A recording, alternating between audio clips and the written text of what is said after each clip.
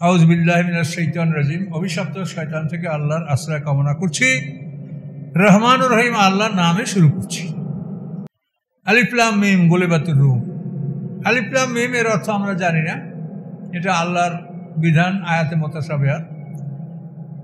গুলিবাতুর room, Rome Rome পরাজিত হলো। এই রোম জায়গাটা কোথায়? এটা কোনটা? রোম হচ্ছে বাইজেন্টাইন সাম্রাজ্যকে রোম বলা হয়। বৃহত্তর রোম, যেখানে ওই খ্রিস্টানদের মূল কেন্দ্রবিন্দু কিন্তু রোমের সেন্ট পিটার গির্জা, এটা খ্রিস্টানদের সবচাইতে বড় গির্জা। এই রোমের পূর্বাঞ্চল, এটা সম্ভবত 396 খ্রিস্টাব্দে এই রোমের পূর্বাঞ্চলটা মেইন রোম থেকে পৃথক হয়ে গেছে, এবং এদের মধ্যে আছে মানে সিরিয়া, প্যালেস্টাইন, কাস্কার, এইসব অঞ্চল নিয়ে একটা এলাকা পৃথক হয়ে গেছে। এই এলাকাটাকে বাইজেন্টাইন সাম্রাজ্য বলা হয়। এই অঞ্চলটার কথা এখানে বলে, এটা রোমেরই একটা অংশ, কিন্তু এটা পূর্বাঞ্চল যেটা প্রকৃত রোম থেকে আলাদা হয়েছে, এটাকে বাইজেন্টাইন সাম্রাজ্য বলা হয়। এই রোম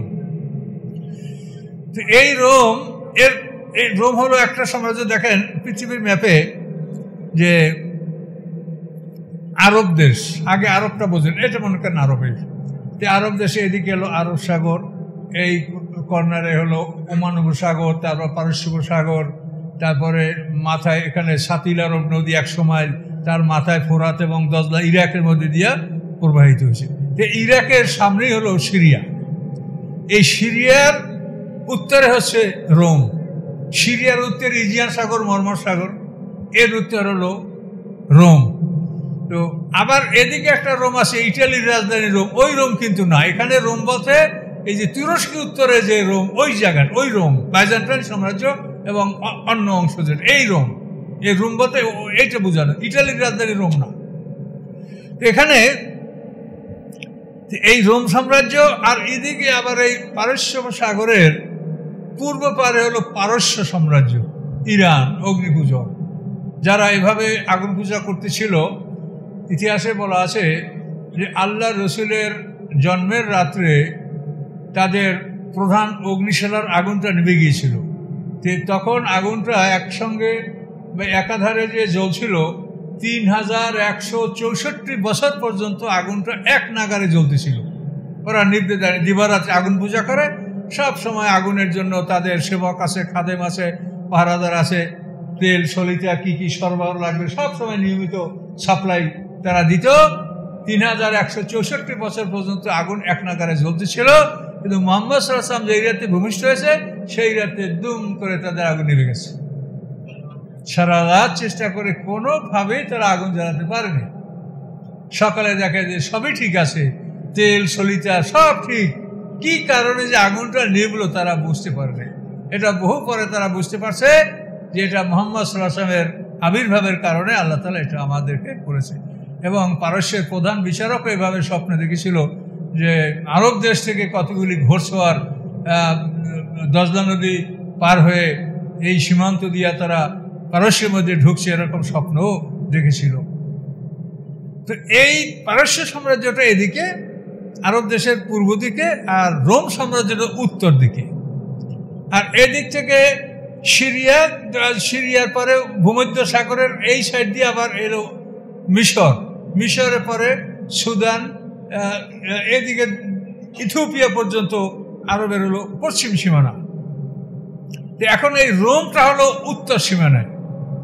তো এই রোমের কিছু অঞ্চল এটা ইরানিরা যুদ্ধ করে জয় করেছিল।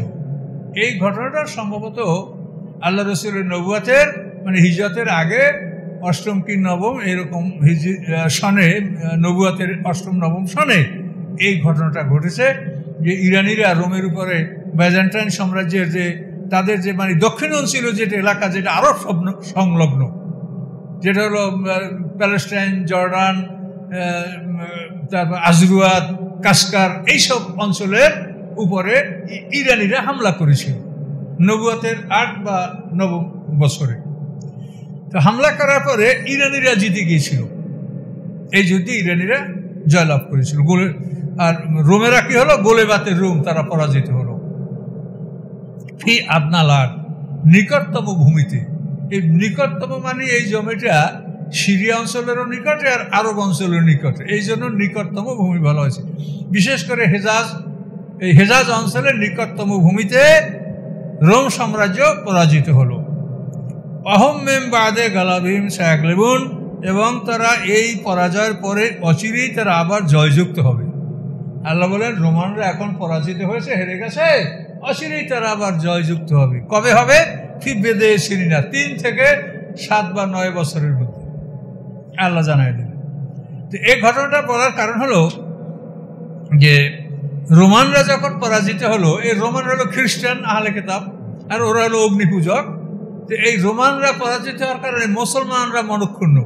মুসলমানরা আহলে কিতাব, ওরা আহলে কিতাব, তা আহলে কিতাবে পরাজিত হলো। আর মুশরিকরা আনন্দিত যে আমরা মূর্তি পূজা করি, ওরা আগুন পূজা করে, ওরা আমাদের ভাই, যে আমাদের ভাই জিতেছে, তোমরা মুসলমান, তোমাদের ভাই হেরেছে, এই নিয়ে ওরা ঠাট্টা উপহাস করত। এই জন্য আল্লাহ জানিয়ে দিলেন যে ফি বিদেশে নেন, রোমানরা 3 থেকে 7 বা 9 বছরের মধ্যে আবার তারা পারস্যের উপরে জয়যুক্ত হবে, এটা জানাই দিলেন। তো এই নিয়ে যখন উপহাস ঠাট্টা মক্কা চলছিল, মুশরিকরা বলে যে আমরা ভালো, আমরা জিতেছি, আমরা জিতব, তখন আল্লাহ তাআলা মোমেনদের উদ্দেশ্যে খবর জানাই দিলেন। তা আবু বকর সিদ্দিক বললেন যে না, রোমানরা পরে জিতবে, আবার রোমানরা আবার তোমাদের উপরে জয়লাভ করবে। তো আবু বকর সিদ্দিকের কথায় বেলালের মরিজি উমাইয়া, ওর ভাই উবাইয়া, উবাই ইবনে খালফ, এরা খুব ধনী পরিবার লোক। উবাই বলে যে না, এটা হবে না। তখন আবু বকর সিদ্দিক বলে যে তাহলে তুমি আমার সাথে শর্ত করো, যদি ওরা যদি রোম যদি জেতে তাহলে তুমি কি করবা, তুমি 10টা উট দেবা, যদি হারেতে আমি 10টা উট দেবা। এবার তারা বাজি বাইরে আবু বকর সিদ্দিক আল্লাহ রসুলের কাছে এসে বলে, ইয়া রাসূলুল্লাহ, আমি তো উবাই ইবনে খালফের সাথে এটা বলেছি। তো আল্লাহ রসুল বলেন যে তুমি কাজ করো, তুমি আবার যাও, যে বলে সময় বাড়াও আর বাজির পরিমাণও বাড়াও। কত? যে তুমি বলো 7 থেকে 9 বছরের মধ্যে এটা রোম জিতবে এবং উট হবে 100। যদি রোম জিতে তাহলে তুমি 100 উট দেবা, আর যদি রোম হারে তা আমি 100 উট তোমাকে দেব। এভাবে তারা বাজি বাঁধবে। ঠিকই আল্লাহর মহিমা, হুদায়বিয়ার বছর 6ষ্ঠ হিজরি, এই হুদায়বিয়ার বছরে পারস্য এবং রোম আবার যুদ্ধ হয়। সেই যুদ্ধে রোমানরা জয়যুক্ত হয় এবং ইরানের খসরু পারভেজ সে নিহত হয়েছিল। তার নিহত হওয়ার কারণটা যুদ্ধ অথবা তার ছেলে বিদ্রোহ করে তাকে হত্যা করেছিল। তো এই ঘটনাটা তাফসীরকাররা খুব সুন্দর করে বলেছেন যে রোমানদের বিজয় এবং পারস্যের পরাজয়, এটার পিছনে কারণ ছিল যে পারস্য এই যুদ্ধে জয়লাভ করার পর তারা বারবার যুদ্ধ করে রোমানদের অঞ্চলগুলি তারা বিধ্বস্ত করত, ক্ষতিগ্রস্ত করত, দখল করত। তো এই অবস্থা চলতেছিল। এর মধ্যে একদিন পারস্যের সেনাপতি, এরা ছিল 2 ভাই সেনাপতি। তো এই 2 ভাই সেনাপতি, বড় ভাই প্রধান সেনাপতি আর ছোট ভাই, সে বড় ভাই হলো শাহরেমান আর ছোট ভাইয়ের নাম হচ্ছে ফারহান। তো শাহরেমান বড় ভাই এবং সে প্রধান সেনাপতি, আর ছোট ভাই ফারহান সেও অধীনস্থ সেনাপতি। এখন এই ছোট ভাই ফারহান একদিন শরাব পান করে নেশায় মস্ত হয়ে বলে যে মনে হয় যেন আমি কেসরার সিংহাসনে বসা আছি। এটা বড় অপরাধ। এই কথা কেসরার কাছে গেল, খসরু মানে পারস্যের সম্রাটের কাছে, খসরু পারভেজ তার কাছে গেল। যাওয়ার পরে সে খুব ক্ষিপ্ত হয়ে গেল, কি তুই আমার সিংহাসনে বসা, স্বপ্নে দেখো, নেশা করে করছো। তখন ওর বড় ভাই হলো শাহরেমান, তাকে চিঠি লিখলো যে তুমি ফারহানকে হত্যা করে তার মাথাটা আমার কাছে পাঠাই দাও। তো এখন ও হলো বড় ভাই, এখন ও রাজাকে, খসরু পারভেজ ইরানের বাদশাকে বলেছে যে বাদশাহ জাহাপানা, এই ফারহানের মতো লোক আপনি পাবেন না, অত্যন্ত বিশ্বস্ত এবং খুব জ্ঞানী কৌশলী যোদ্ধা সেনাপতি, তাকে হত্যা করাটা ঠিক হবে না। তার আবার চিঠি লিখছে, তুমি তাকে হত্যা করে মাথা আমার কাছে পাঠাও। তিনি আবারও বললেন যে না, এটা ঠিক হবে না, এই কাজটা আমি করবো না। তারপরে আবারও চিঠি লিখেছে, কিন্তু উনি মানেন নাই। যখন অমান্য করলেন তখন খসরু পারভেজ মন্ত্রী পরিষদ ডেকে এই শাহরেমানকে পদচ্যুত করলো, যে শাহরেমান সেনাপতি থাকবে না, তার ভাই তার জায়গায় সেনাপতি হবে, ফারহান ছোট ভাই। এই ছোট ভাইয়ের নামে ফরমান পাঠালো যে তুমি সেনাপতি, প্রধান সেনাপতি, এবং তুমি সিংহাসন আরোহণ করার পরে, এই পদ গ্রহণ করার পরে তোমার বড় ভাইকে হত্যা করে তার মাথা আমার কাছে পাঠাও। বড় ভাইকে বলছে ছোট ভাইকে হত্যা মানে, আমি ছোট ভাইকে সেনাপতি বানিয়ে বলছি তুমি ওকে হত্যা করে আমার কাছে মাথা পাঠাও। এখন ছোট ভাই সিংহাসন আরোহণ করার পরে সে বাদশার আদেশ পালন করতে প্রস্তুত। ভাইকে ডাকছে, ডাকার বলে যে আপনার ব্যাপারে এই আদেশ আসছে রাজার পক্ষ থেকে, এটা আমি পালন করতে চাচ্ছি। তখন বড় ভাই বলে, শোনো তুমি এটা করবে ঠিকই আছে, তা আমার একটা ওসিয়ত করবো, আমি একটু ওসিয়ত করতে সময় দাও। আচ্ছা করেন। তখন ওই 3টা চিঠি বাইর করে দেখাইলো যে দেখো তো, তোমাকে হত্যা করার জন্য এই রাজা আমাকে 3বার চিঠি লিখেছে, আমি এটা হত্যা করিনি, আর তোমাকে একবার চিঠি দিয়েছে, তাইতেই তুমি আমাকে হত্যা করতে রেডি হয়ে গেছো। তখন ছোট ভাই লজ্জিত হলো, লজ্জিত বড় ভাইকে ক্ষমতা ফিরিয়ে দিল। এই ঘটনা ঘটার পরে এরা দুই সেনাপতি গোপনে রোমানদের সাথে, রোম সম্রাট হেরাক্লিয়াস, এই হেরাক্লিয়াসের সাথে তারা গোপন বৈঠক করল। এই হেরাক্লিয়াসকে শাহরেমান তাকে জানালো যে আপনার সাথে আমার এমন কিছু কথা আছে যে কথা দূতের মাধ্যমেও বলা যায় না, চিঠির মাধ্যমেও বলা যায় না। কোনো ডেপুটেশন বা কোনো দূত, পিয়ন, এদের মাধ্যমে এটা বলা সম্ভব না, আর চিঠির মাধ্যমেও বলা সম্ভব না। আপনি 500 লোক নিয়ে অমুক জায়গায় নির্দিষ্ট জায়গায় আসেন, আমিও সেখানে আমার 500 সৈন্য নিয়ে আপনার সাথে দেখা করব, আমরা একটা গোপন পরামর্শ করব। তো রোম সম্রাট চিন্তা করলেন যে ওরা পারস্যের সেনাপতি আসলে ষড়যন্ত্র করে আমাকে ডাইকে নিয়ে মারি ফেলে নাকি। তো উনি 5000 সৈন্য নিয়ে বের হয়েছে। তো বের হইয়া গুপ্তচর লাগাই দিয়েছে যে ও যে বলছে শাহরেমান যে 500 নিয়ে বাইর হন, তো তোমরা দেখো যে ও কি 500 নিয়ে বের হয়েছে না বেশি নিয়ে বের হয়েছে। তো ওই গোয়েন্দারা অনুসন্ধান করে দেখলো যে 500, একটাও বেশি না। তখন ওই রোম সম্রাটকে বলল যে না, 500 বেশি একটাও না।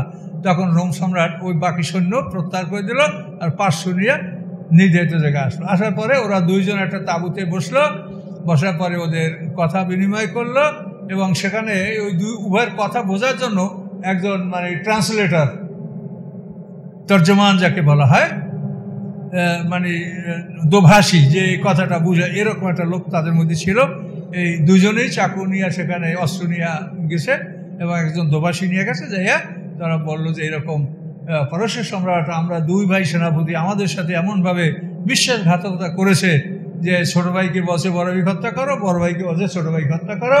কাজে আমরা তার দল ত্যাগ করেছি। আমরা এর পরবর্তী যদি যুদ্ধ হয় তাহলে আমরা যুদ্ধ আপনার পক্ষে করব, পারস্যকে আমরা পরাজিত করব। তো এখন এই 2 সেনাপতি, ওদিকে হেরাক্লিয়াস, তার পক্ষ থেকে তার সেনাপতি নামে বাখিন এরকম একটা নাম আছে। তো এভাবে যখন তাদের কথাবার্তা শেষ হয়ে গেল, তখন দুজন একসঙ্গে ওই যে মানে দোভাষী তাকে হত্যা করে ফেলল, এবং তারা বলল যে আমরা দুজনের বাইরে 3 জনে এই বিষয়টা জানে, এটা গোপন থাকবে না। এই জন্য একসঙ্গে দুজনে আক্রমণ করিয়া দোভাষীকে তারা হত্যা করে ফেলল। এই যে রাজনীতি জিনিসটা যে কত ভয়ঙ্কর, এগুলো আমরা তো তাফসিরে যা দেখি তাতেই আমরা অবাক হয়ে যাই। এটা তো ধর হাজার হাজার বছর আগের কথা। সে সময়েও কিন্তু তাদের রাজনীতিতে দেখেন কি বুদ্ধি অবলম্বন করেছে, আমরা দুজনে জানবো, ওই 3 জন দোভাষীও জানছে, কাজে এটা কথাটা আউট হয়ে যাবে। ওকে, সাথে সাথে দুজনে একাত্র থেকে মেরে ফেললো। এরপরে পরবর্তী যুদ্ধ যখন হলো, সেই যুদ্ধে এই 2 সেনাপতি বিশ্বাসঘাতকতা করলো। কথা বলতে পারছেন? এই যে পলাশী যুদ্ধের মতো অবস্থা, শেষ পর্যন্ত পারস্যের সম্রাট পরাজিত হলো এবং রোমানরা জয়যুক্ত হলো।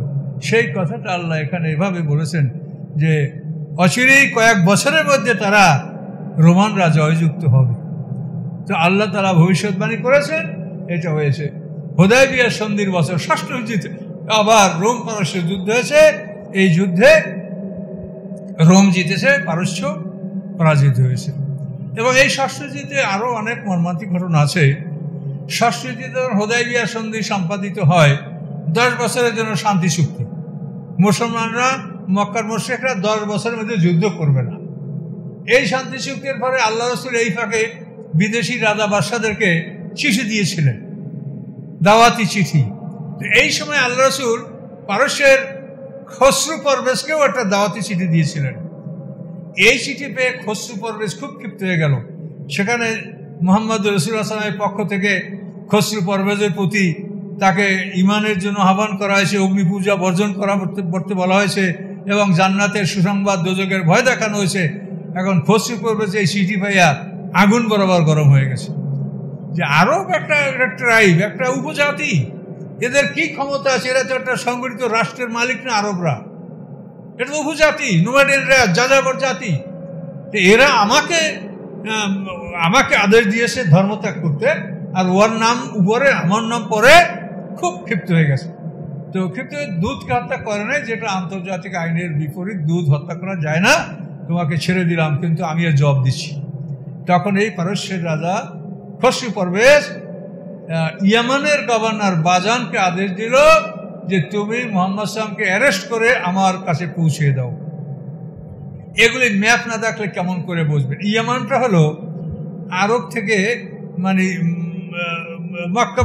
মক্কা থেকে মদিনা তো 12 দিনের রাস্তা, আর ইয়ামানটা হলো 1 মাসের দূরত্ব, দক্ষিণে অনেক দূরে ইয়েমেন। এদিকে লোহিত সাগর, এদিকে লোহিত সাগর, মুনিয়া আরব সাগর, দিকে এই কর্নারে এই জায়গাটা ইয়েমেন, আর এর ওপারটা হলো আবিসিনিয়া, হাবশা। তো ইয়ামান এটা কিন্তু তখন পারস্যের অধীনে ছিল। পারস্য খুবই শক্তিশালী ছিল। এখন দেখেন না ইয়ামানে সৌদি আরব যুদ্ধ, এর কারণ থেকে এই ইয়ামান অন্তত 60 বছর বা তার চেয়েও বেশি সময় ইয়ামান ওই পারস্য ওরা শাসন করছে। তো এই ইরানরা ওইটা শাসন করার কারণে ওইখানে শিয়া মতবাদটা এটা খুব প্রকট ইয়েমানে, আর সৌদি আরবরা সুন্নি, এই জন্য কিন্তু ওখানে এই যুদ্ধটা হচ্ছে। এর মূল কারণ হলো ইয়ামানটা অন্তত 60 বছরের বেশি এটা কিন্তু পারস্যের অধীনে ছিল। ইয়ামান যদি থাকে তাহলে তার এপারে এডেন, ওমান, ইয়ামামা, বাহরাইন, এগুলি সবই ইরানের অধীনে ছিল। আর ওদিকে আবার রোম সাম্রাজ্যটা দেখেন, ওই রোম থেকে আরম্ভ করে তুরস্ক, এটা রোমের অধীনে ছিল। তুরস্ক থেকে মিশর, এবং মিশর থেকে এদিকে সুদান থেকে ইথিওপিয়া পর্যন্ত রোম সাম্রাজ্যটা বিস্তারিত ছিল। এর মাঝখানে হলো প্যাগান আরব, মানে এই মরুভূমিতে এখানে কেউ যায় না, ওখানে খাবার নাই, পানি নেই, রাষ্ট্র নাই, ব্যবস্থা নাই, এজন্য এরা হলো নোমাডিয়ান, যাযাবর, এই মাঝখানে আরব জাতি। এখন খসরু পারভেজ ইয়ামানের গভর্নর বাজানকে বলল তুমি মুহাম্মদ সাল্লামকে অ্যারেস্ট করে আমার কাছে পাঠাও। তো ইয়ামানের গভর্নর বাজান 2 জন বীর পুরুষ পাঠাইলেন মদিনায় মুহাম্মদ সাল্লামকে অ্যারেস্ট করার জন্য। একজনের নাম নাবুহ আর একজনের নাম ফারফারা। তো এই 2 লোক মদিনায় আসলো, আইসা দেখে মদিনায় ঈদের উৎসব। এখন ওরা বলে যে আমরা মুহাম্মদকে অ্যারেস্ট করতে আসছি সাল্লাল্লাহু আলাইহি ওয়াসাল্লাম, সে কোথায়?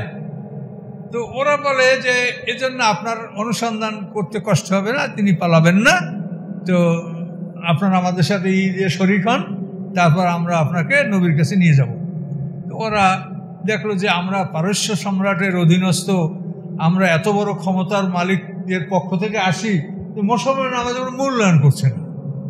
আপনারা আছেন, খাওয়া দাওয়া করেন, চলেন, যাবো। তারপরে সত্যিকার এভাবে তারা মুসলমানদের সাথে ঈদের শরীকে আল্লাহর কাছে গেল। যারা তো ওরা বলল যে আমরা পারস্যের সম্রাট খসরু পারভেজ মহান, এদের পক্ষ থেকে আপনাকে বন্দি করে নিয়ে যেতে আসি, তিনি আমাদেরকে আদেশ দিয়েছেন। তখন আল্লাহ রাসূল বলেন যে তোমরা যে খসরু পারভেজের আদেশে আমার কাছে আসো, তোমরা জেনে দেখো খসরু পারভেজ দুনিয়াতে নাই, তাকে তার ছেলে শিরোয়া হত্যা করেছে। এখন ওদের চোখ কপাল উঠে গেছে, ওরে বাপরে, কোথায় ইরান, কোথায় মক্কা মদিনা, কি বলছে? তখন ওরা ঘাবড়ায় গেল, যাইয়া ইয়ামানের গভর্নর বাজানকে বলল। তো বলার পরে ইয়ামানের গভর্নর বাজান বলল যে যদি তিনি যা বলেন যদি সত্য হয়ে থাকে, তা আমাদের পায়ের তলার মাটি এগুলো তিনি দখল করবেন, আমরা এগুলো কিচ্ছু রক্ষা করতে পারবো না। শেষ পর্যন্ত অল্পদিন পরেই খবর আসলো যে খসরু পারভেজ সে মারা গেছে, তার ছেলে শিরোয়া তাকে হত্যা করে সিংহাসন দখল করেছে। আর এদিকে এই যুদ্ধেও তারা ইরানরা পরাজিত হয়েছে, গলিবাতের রূপ। এই সমস্ত কাহিনীর সাথে সম্পৃক্ত থাকার কারণে কিন্তু এই নামে আল্লাহ একটা সূরা কোরআন পাকে দিয়েছেন। কথা বুঝতে পারছেন? এর মধ্যে আমাদের অনেক কিছু শেখার আছে। তো খসরু পরবুজের ছেলে শিরওয়ার ক্ষমতায় আসার পরে সে ওই আদেশ প্রত্যাহার করে, যে মোহাম্মদ সাল্লামকে অ্যারেস্ট করে আদেশ দেওয়া হয়েছিল, এটা সে প্রত্যাহার করেছে। তো আল্লাহ বললেন যে রোমানরা পরাজিত হয়েছে, কয়েক বছরের মধ্যে তারা জিতবে। লিল্লাহিল আমরু মিন ক্বাবলু ওয়া মিন বাদু, সমস্ত আদেশ আগে এবং পরের সব আদেশের মালিক আল্লাহ। আগে যারা জিতেছিল সে আদেশের মালিক আল্লাহ, এবং পরে যারা পরাজিত হবে সে আদেশের মালিকও আল্লাহ। আগে এবং পরে সকল আদেশের মালিক আল্লাহ। ওয়াউমা ইয়াফরাহুল মুমিনুন, সেই দিন মুসলমানরা আনন্দিত হবে। যেদিন রোমানরা জিতবে, ইরান পারস্য পরাজিত হবে, সেদিন মোমেনরা আনন্দিত হবে যে আমাদের ভাই আহলে কিতাব তারা জয়যুক্ত হয়েছে অগ্নিপূজকদের উপরে। বেনাসিল্লাহ, আল্লাহ সাহায্যে তারা জয়যুক্ত হবে। ইয়ানসুরু মান ইয়াশা, আল্লাহ যাকে ইচ্ছা তাকে সাহায্য করে থাকেন। ওয়াল আজিজুর রহিম, আল্লাহ তাআলা পরাক্রমশালী মহা ক্ষমতার মালিক এবং তিনি অত্যন্ত দয়ালু।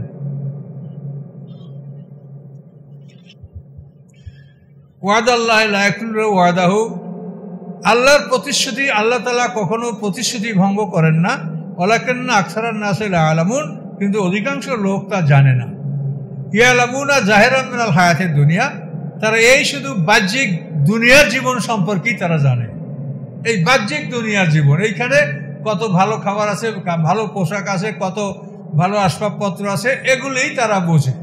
দুনিয়ার ভোগ বিলাস, দুনিয়ার সুখ শান্তি, প্রত্যেক দিন যাবেন মার্কেটে দেখবেন নূতন নূতন সব আসবাবপত্র। হিসাব বলবে এই সোফা পাল্টা ওইটা আনো, এটা ভালো বের হয়েছে বাজারে। এই দুনিয়ার ব্যাপারটাই আল্লাহ বলেন ওরা দুনিয়ার ব্যাপারটাই বোঝে।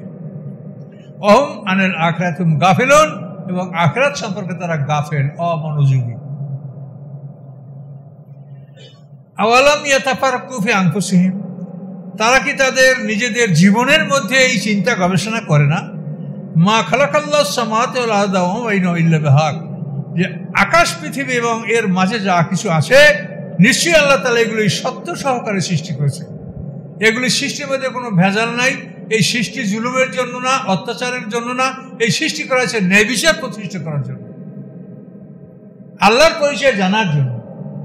কাজে এটা কোনো জুলুম অত্যাচারের জন্য সৃষ্টি করা হয় নাই যে তুমি শক্তি আছে জুলুম করবে, এর জন্য নয়। ও আজালে মুসাম্মা, এবং এটা সৃষ্টি করা হয়েছে নির্ধারিত একটা সময়ের জন্য। এই সময় পর্যন্ত এই পৃথিবী থাকবে, এই সময় তুমি বাঁচবে, এই সময় পর্যন্ত অমুক বাঁচবে, এই সময় পর্যন্ত তারপর সে মরবে। এই নির্ধারিত একটা সময়, এর জন্যই আল্লাহ তাআলা সব কিছু সৃষ্টি করেছেন। প্রত্যেকটা সৃষ্টির জন্য একটা টাইম টেবল আছে, ধ্বংসের জন্য একটা মুহূর্ত আছে। ওয়ান্না কাসীরাম মিনান নাসি বিলিকাই রাব্বিহিম লাকাফিরুন, কিন্তু অধিকাংশ মানুষ রবের সাক্ষাৎকে অস্বীকার করে। রবের সাথে যে দেখা করা লাগবে, আপনি এখন বিচারের চেয়ারে আসেন, আপনি যে আসামির কাঠগড়ায় একদিন দাঁড়াবেন, এটা কিন্তু অনেকেই মনে ভাবেন না। আপনি আজকে ক্ষমতার প্রয়োগ করছেন, আপনাকে একদিন বিচারের সামনে দাঁড়াতে হবে। কাজে আল্লাহ বলেন যে অধিকাংশ লোক রবের সাক্ষাতের বিষয়টা অস্বীকার করে, মনে করে যে রবের কাছে আমার দাঁড়াতে হবে না। আওয়ালাম ইয়াসিরু ফিল আরদ, আল্লাহ বলেন যে আমাকে অস্বীকার করছো, তাহলে আওয়ালাম ইয়াসিরু ফিল আরদ, তারা কি পৃথিবীতে বিচরণ করে না? ফায়ানজুরু, তারা কি দেখে না? কাইফা কানা আকিবাতুল লাযিনা মিন কাবলিহিম, কি পরিণাম হয়েছিল তাদের পূর্ববর্তীদের। তো আমার সাথে সাক্ষাৎ করতে হবে না, তারা কি দেখে না? নূহ আলাইহিস সালামের জাতি, আদ জাতি, সামুদ জাতি, লুত সম্প্রদায়, নমরুদ সম্প্রদায়, মুসার আমলে ফিরআউন সম্প্রদায়, এগুলো দেখে না তারা? তারা মনে করে যে আমার সাথে তাদের সাক্ষাৎ তারা করবে না। কানু আসাদ্দু মিনহুম কুওয়া, আল্লাহ বলেন এই মক্কাবাসীদের চাইতে তারা অনেক শক্তিশালী ছিল। মক্কার লোকের কি সম্পদ ছিল? কারুনের একার যে সম্পদ ছিল তা তো গোটা মক্কায় ছিল না। মক্কায় 100টা লোক ছিল ধনী, কেন্তারের মালিক। 40 দিনারে 1 আউকিয়া, 12,000 আউকে 1 কেন্তার। এই কেন্তারের মালিক ছিল আরবে 100টা লোক। আল্লাহ বলেন তারা এদের চাইতে অনেক শক্তিশালী ছিল। ও আসারুল আদা, এবং তারা পৃথিবীর আরো বহু জমিনকে তারা আবাদ করেছিল, মানে চাষাবাদ করেছিল, এবং পৃথিবীর বহু জমিনকে তারা মানে সেখানে তারা বসবাস করেছিল, অট্টালিকা নির্মাণ করেছিল। তো আকসারা মেম্মা মারুহা, এই আরবরা যতখানি পৃথিবী আবাদ করেছে বা যতখানি পৃথিবী তারা দখল করেছে, পূর্ববর্তী দেশ থেকে অনেক বেশি পৃথিবী আবাদ করেছে, বেশি দখল করেছে, বেশি কিছু নির্মাণ কাজ করেছে। অজাতুম রসুল বাইরাত, এবং তাদের কাছে তাদের রসুলগণ উজ্জ্বল প্রমাণ এসেছিলেন। কিন্তু ফামাকান আল্লাহ ইয়াজলিবাহুম, আল্লাহ এমন নন যে আল্লাহ তাদের জুলুম করবেন। ওয়ালাকিন কানু আনফুসিহিম ইয়াজলিমুন, বরং তারা নিজেদের উপরেই জুলুম করেছে, রাসূলের সাথে বেয়াদবি করেছে, রাসূলের অত্যাচার করেছে। রাসূল যখন আল্লাহর সাহায্য কামনা করেছেন, তখনই আল্লাহ তাআলা সেই জাতিকে ধ্বংস করেছেন। রাসূল এবং তার সাথীদেরকে আল্লাহ মদদ করেছেন। সুম্মা কানা আকিবাতুল্লাযিনা আসাউসু, আল্লাহ বলেন অতঃপর পরিণাম ওদের জন্য যারা খারাপ কাজ করে, যারা খারাপ কাজ করে তাদের পরিণাম খারাপ। সেগুলি কি? আনকাযযাবু বিআয়াতিল্লাহ, তাদের খারাপ কাজগুলি কি? যে তারা আল্লাহর নিদর্শনগুলিকে অস্বীকার করেছে। ওয়া কানু বিহি ইস্তাহজিউন, এবং এগুলাকে নিয়ে তারা ঠাট্টা করেছে। আল্লাহর নিদর্শনগুলি নিয়ে তারা উপহাস করেছে, ঠাট্টা করেছে। এটাই হচ্ছে তাদের ধ্বংসের কারণ। শেষ পর্যন্ত ধ্বংস হয়েছে। এবং ফেরেশতারা বলছে, এই আগুন তুমি অস্বীকার করছিলে না, এখন দেখো তো আছে কিনা। এই জাক্কুম তুমি অস্বীকার করছিলে, দেখো আছে কিনা। তিনাতুল খাবাল, এই পচা খাদ্য তুমি অস্বীকার করছিলে না, দেখো আছে কিনা। এভাবে যে বিষয়গুলি নিয়ে তারা উপহাস করছিল, এই উপহাসের কারণেই আল্লাহ তাআলা তাদেরকে ধ্বংস করেছেন। তো এ পর্যন্ত থাকলো, এক রূপে আমরা পার হয়েছি। তো আল্লাহ আমাদেরকে জ্ঞান দান করার, বোঝার এবং আমল করার তৌফিক দান করুন, আল্লাহুম্মা আমিন। কোরআনে আল্লাহ তাআলা এতভাবে ইতিহাস তুলে ধরে আমাদেরকে বোঝাচ্ছেন যাতে আমরা বুঝতে সক্ষম হই। আল্লাহ আমাদেরকে তৌফিক দান করুন, আল্লাহুম্মা আমিন।